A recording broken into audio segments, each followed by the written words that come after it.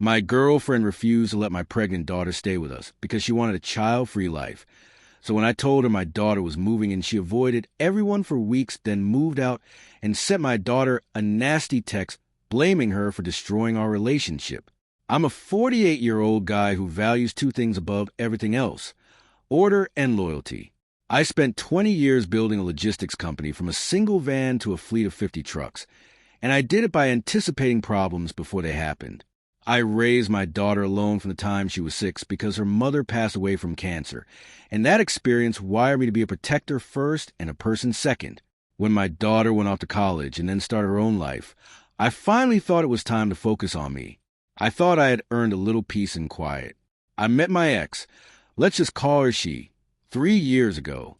She was 31 then, sharp, ambitious, and very vocal about not wanting kids. I respected that. I was done with diapers and parent-teacher conferences. I wanted a partner, not a co-parent. When she moved into my house 14 months ago, the arrangement was simple. I paid the mortgage and the big bills. She handled the groceries and utilities to feel like she had skin in the game. It felt fair. It felt like a partnership. I was blind. The Tuesday everything fell apart started like any other work day. I was reviewing shipping manifests when my phone buzzed. It was my daughter, who was living 3 states away with her long-term boyfriend. They had been together 4 years, talking marriage, the whole 9 yards. But when I answered, she wasn't talking. She was gasping. It took me 5 minutes just to get her to breathe. The boyfriend had bailed. Not just a breakup. He had emptied their joint savings account, maxed out her credit cards, which he had access to, and disappeared. But the kicker was that she was 6 months pregnant. She was being evicted in 3 days. She had $0 to her name, and she was carrying my grandson. I didn't hesitate. I didn't think about lifestyle compatibility or energy. I said, pack what you can fit in the car. Come home. We'll fix this. I drove home that evening feeling a heavy weight, but also a sense of purpose. I knew it would be an adjustment, but I figured my ex would understand. We were adults. This was a crisis. I found her in the kitchen, making one of her complex green juices. The kale grinder was roaring. I waited for her to finish. Then I laid it out. My daughter is in trouble. Her guy left her, stole everything. She's pregnant and homeless. She's moving in this weekend. She took a sip of her green sludge, wiped her lip, and looked at me with this blank, shark-like expression. No, she said. I thought I misheard her. What do you mean, no? I mean no, she said, leaning back against my granite island. I told you when we met. I am child-free. That includes my living space. I am not dealing with a screaming infant, breast pumps in the fridge, and a crying 20-something ruining the vibe. It disrupts my peace.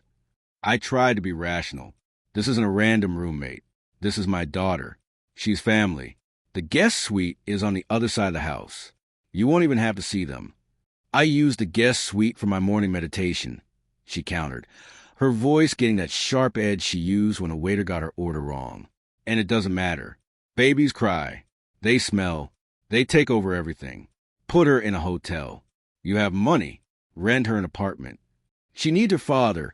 I said, my voice getting lower, tighter. She is traumatized. She is not going to a hotel alone. She is coming here. If she comes here, she said, putting the glass down hard enough to risk cracking it, then you are violating my boundaries. You are choosing a mistake over our relationship. I am choosing my child, I said, and if that's a deal breaker for you, then we have a bigger problem. That set off a Cold War that made my house feel like a hostile territory. For the next 3 days, she didn't speak to me. She walked around slamming doors. She would turn the TV up to maximum volume when I was on the phone. But I didn't budge. I started clearing out the guest suite, moving her yoga mats and her vision boards into the garage. On Thursday, I came home to find the door to the guest suite locked. Not just locked, but she had installed a keypad deadbolt. I texted her, "What is this?" She texted back, "I have established tenancy. That room is part of my residence. You cannot enter without my permission. I need a safe space from your toxic family energy." I stared at the phone. She was right about the tenancy. She had lived there over a year. She knew the laws better than I did. She was banking on me being too scared of a lawsuit to act. She didn't know me as well as she thought.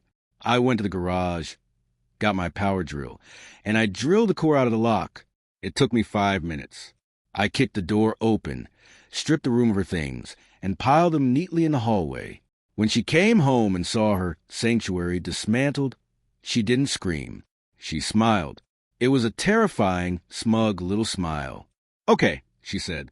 "If you want to play hardball, we can play."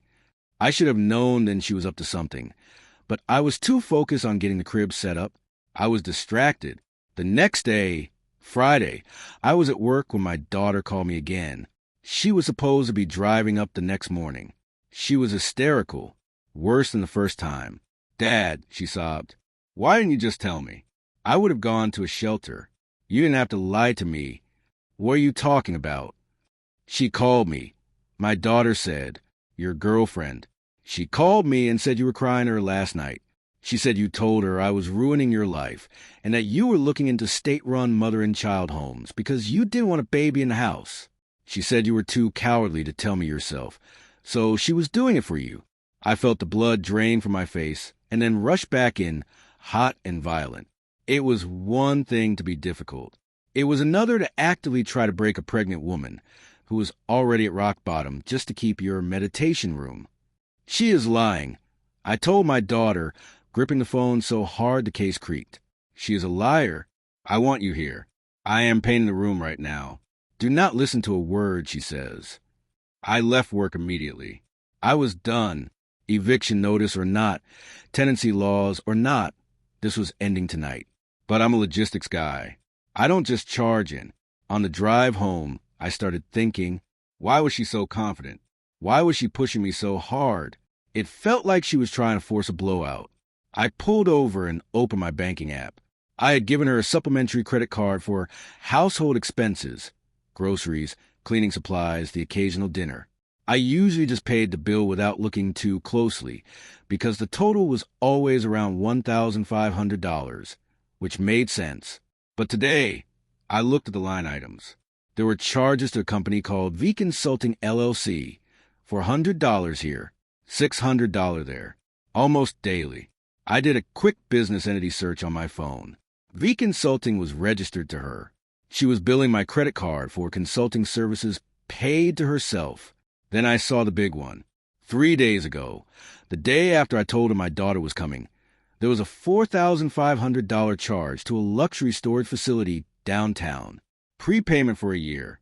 Why would she need a storage unit if she was fighting so hard to stay in my guest room? The realization hit me. She wasn't fighting to stay. She was fighting to buy time to loot me. I called a private investigator I use for background checks on drivers. "I need you to check a storage unit. See if there's activity." He called me back 20 minutes later. "Yeah, there's a car there matching the description you gave. White Range Rover. She's been unloading boxes for 2 hours. She was moving out, but she wasn't just taking her clothes." I raced home. When I pulled into the driveway, her car was gone. The front door was unlocked. The silence in the house was heavy. I walked into the living room. The wall where the 75-inch OLED TV hung was bare. The mount was still there, wires dangling like guts. The Sonos sound system was gone. I ran to the master bedroom. My closet was ransacked, but what made my knees buckle was the safe. It was open. She knew the combination because I trusted her. My watch collection, 6 watches, including the 1968 Omega Speedmaster my father left me. It wasn't just a watch. It was the only thing I had left of him. Gone. She had also taken emergency cash, about $5,000. And strangely, she had taken the expensive espresso machine from the kitchen and the Dyson vacuum. She had stripped the house of anything that could be easily sold. My phone buzzed. It was a text from her. "I took what I was owed. I spent a year building a home for us, and you threw it away for a mistake. You broke the verbal contract of our relationship. Consider this my severance package. Don't try to find me. If you contact me, I will file a restraining order and tell the police you threatened me. Have a nice life with the brat." I stood there in the empty bedroom. I didn't scream. I didn't punch the wall. A cold, mechanical calm washed over me. She had made two critical mistakes. One, she assumed I was the kind of man who would be embarrassed to go to the police because it was a domestic dispute. Two, she put in writing, I took what I was owed. That's an admission of theft. I didn't call her. I called the police. When the officers arrived, I walked them through the house. I showed them the empty safe. I showed them the text message. Is she on the lease? The officer asked. No lease, I said. She lived here, so she was a tenant, but she has voluntarily vacated. She surrendered possession when she removed her belongings and left the premises. And these items? The officer pointed to the empty watch box. My property, bought before we met. Here are the receipts and the insurance appraisals. I handed him a file folder. I keep records of everything. The watches alone were valued at over $45,000. The electronics, another $8,000. The cash, $5,000.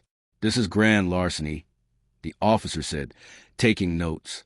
And with the text message admitting she took them, yeah, we can issue a warrant. There's more, I said. I showed them the credit card statements. She used my authorized user card to pay her own LLC. That's credit card fraud and embezzlement. We filed a report. They put out a bolo, be on the lookout, for a car. My daughter arrived the next day. We cried. We hugged. She saw the empty spot on the wall where the TV used to be and started apologizing, thinking it was her fault. No, I told her. The trash took itself out. We're going to be fine. We spent a weekend turning the guest room into a nursery. I bought a new TV. I changed the locks. I had the security system recoded, but I wasn't done with my ex. She had blocked me on everything, but she hadn't blocked the world. She was staying at a high-end Airbnb in the city. I knew because the PI tracked her car there. She was posting on social media about her new chapter and escaping a toxic situation. She was confident. She thought she had won. She thought she was going to sell the watches, keep the cash, and land a big new job. I knew she was in the final interview stages for a marketing director position at a firm downtown. The industry is small. I didn't know the hiring manager personally, but I knew the company took ethics seriously. Now, I couldn't just call them and badmouth her. That would be slander or tortious interference with a contract. I had to be careful. But facts are not slander. Public records are not slander. I had the police report number. It was a public record now. I sent an email to the HR department of that firm. No subject line, just the body. To whom it may concern, regarding the candidate, her name. Please be advised that there is an active police investigation. Report hashtag XXXXX regarding grand larceny and credit card fraud involving corporate accounts. As this position involves budget management, I thought this public information might be relevant to your background check process. I didn't say she was guilty. I just pointed them to the investigation. 2 days later, the PI told me she was seen screaming into her phone in the parking lot of that firm. She didn't get the job. But the real hammer dropped on a Tuesday, 3 weeks after she left. I was working from home, helping my daughter assemble a stroller. The doorbell rang. I checked the camera. It was her. She looked frantic. Her perfect hair was messy. She was pacing on the porch. I opened the door, leaving the heavy security screen locked. "You've frozen my account," she screamed. She didn't even say hello. I went to buy groceries, and my car was declined. The bank says my accounts are frozen pending an investigation. That happens when you commit wire fraud. I said calmly, "The bank tend to lock things down." "You petty, miserable old man," she shrieked. "I'm going to sue you. I want my stuff. I left my Vitamix here." "You took the espresso machine," I said. "I figured we were even on kitchen appliances. And as for your accounts, that's not me. That's the fraud department. I just gave them the evidence." "I'm going to tell everyone," she yelled. "I'm going to tell them you hit me." "You're going to have a hard time doing that," I said, looking past her. 2 police cruisers pulled into the driveway, boxing her Range Rover in. She spun around. Her face went white. She looked back at me, the entitlement finally cracking, replaced by genuine terror. "You called the cops?" she whispered. "No," I said. "I called the detective handling your case about an hour ago. when the PI told me you were heading this way. They've been waiting down the street. I stepped out onto the porch as the officers approached. Vanessa last name? The officer asked. This is a misunderstanding, she stammered, backing up. We are in a domestic dispute. He's trying to control me. Ma'am, we have a warrant for your arrest for grand larceny in the second degree and identity theft. The officer said. He didn't have time for her drama. He turned her around and cuffed her. The watches were gifts, she screamed as they marched her down the driveway. He gave them to me. We have the text where you said you took them as severance. I called out from the porch. Gifts aren't severance. My daughter walked out and stood next to me. She was holding her belly. My ex saw her. You ruined my life. My ex screamed at my daughter. You parasitic little. The officer pushed her head down and shoved her into the back of the cruiser. The door slammed shut, cutting off her voice. It was the most beautiful sound I had ever heard. The aftermath. It's been 4 months now. The legal process is slow, but it's grinding her down. She spent 3 days in jail before her parents bailed her out. Imagine that, at 34 years old, having called Mommy and Daddy to bail you out on felony theft charges. She tried to get a plea deal. She offered to return the watches if I dropped the charges. I said no. The police had already recovered the watches from her storage unit. She hadn't been able to sell them yet because she didn't have the papers for them, and reputable dealers won't touch a vintage Omega without provenance. So I got my property back and kept the charges. She is currently facing 3 to 5 years. The fraud charges are federal because she used the banking system, which complicates her life significantly. Her lawyer is trying to argue emotional distress caused an act out, but the judge isn't buying it. The premeditation, the storage unit, the LLC payments proves it wasn't a snap decision. It was calculated. She lost the apartment she was renting because she couldn't show proof of income after the job offer was rescinded. She's living in her parents' basement in a different state. Her reputation in the city is dead. My grandson was born last week. We named him after my father, the original owner of the watch. He's loud. He poops constantly, and the house is a mess of blankets and bottles. It's chaotic, it's exhausting, and it's absolutely perfect. I look at my daughter holding him, safe and secure in a home where she knows she's wanted, and I realize how close I came to losing this. If I had been weaker, if I had let that woman bully me, I would be sitting in a quiet, clean, aesthetic house right now, completely alone. My ex wanted a child-free life. Well, where she's going, there are no children allowed. It's a very strict adult-only facility. I hope she enjoys the solitude. If you want to know what outfit I wear to her sentencing hearing, spoiler alert, I'm wearing the Omega. Hit that subscribe button. I promise the updates will be satisfying.